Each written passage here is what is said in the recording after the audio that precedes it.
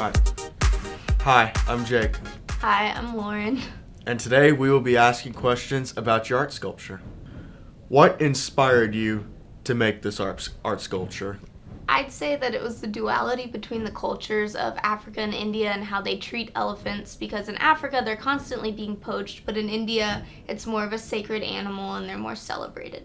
What was your favorite part in making the art sculpture? Probably painting it, because it was really interesting to do it like the painted Indian elephants in their festivals, so it's really colorful and vibrant. How did you make it? I still don't have a good way to tell you that. It's massive, so I just kind of slapped some clay on, hoped it made an elephant in the end.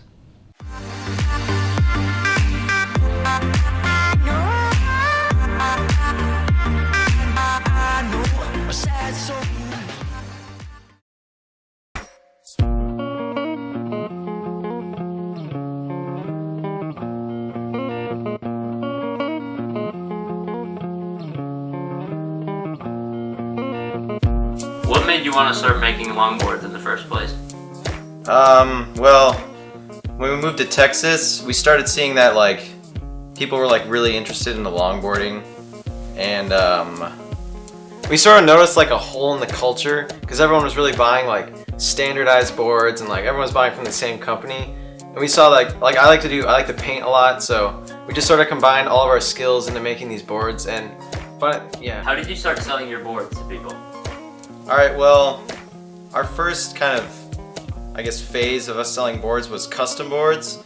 So pretty much we'd have all these blank decks and we'd say, alright, you can have whatever you can paint whatever you want on there. And then, he'll paint it on there. So. Yeah, and a company we sort of take after is Lakai, because they really focus on quality rather than quantity and getting in your face and trying to sell it to you. So we just focus on quality and let the product, let our boards speak for themselves. So, they can just, someone else will see it and they'll want one and they'll just come straight to us. Give me a brief explanation as to what goes into making a longboard. Alright, well, we usually use Baltic birch, and we'll just take 4 or 5 sheets of it and glue it all together, and then we'll put it in a press for 3 or 4 days. And after it comes out of the press, we'll put a stencil on it, whatever deck we want, and then we'll drill the holes so you put the trucks on, and then just cut it out. And then after that, it's usually it'll be a square edge, so you have to sand that down so that when it hits something, it won't splinter apart. And that's all you do for making the deck, and then it goes on him for the art. So what's your process for the art? So I take the design the person wants, and I basically have to scale it, and then I first draw it out with a grid on the board, and then I'll just paint it. It usually takes about an hour and a half to 2 hours for each board, and then we just take this marine varnish, and it takes about 4 coats, and then a nice glossy finish. So why do you keep building longboards? Well, honestly, it's just a lot of fun. Making the boards and testing them, it's really awesome. Yeah, it's just a great culture. It's just awesome.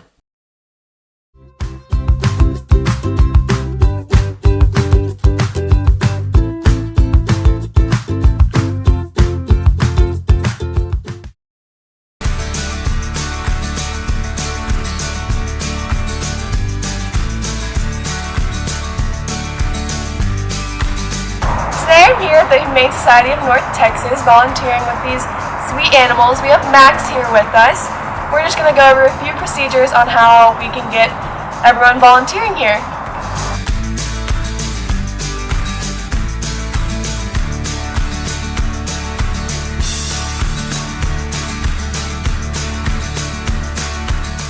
Make sure to wear closed-toed shoes.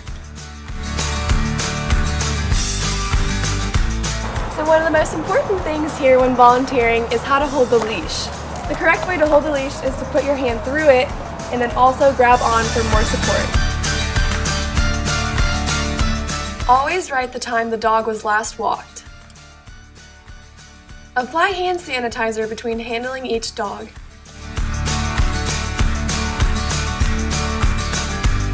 Unfortunately, if you're not 16, you must have an adult with you to come here.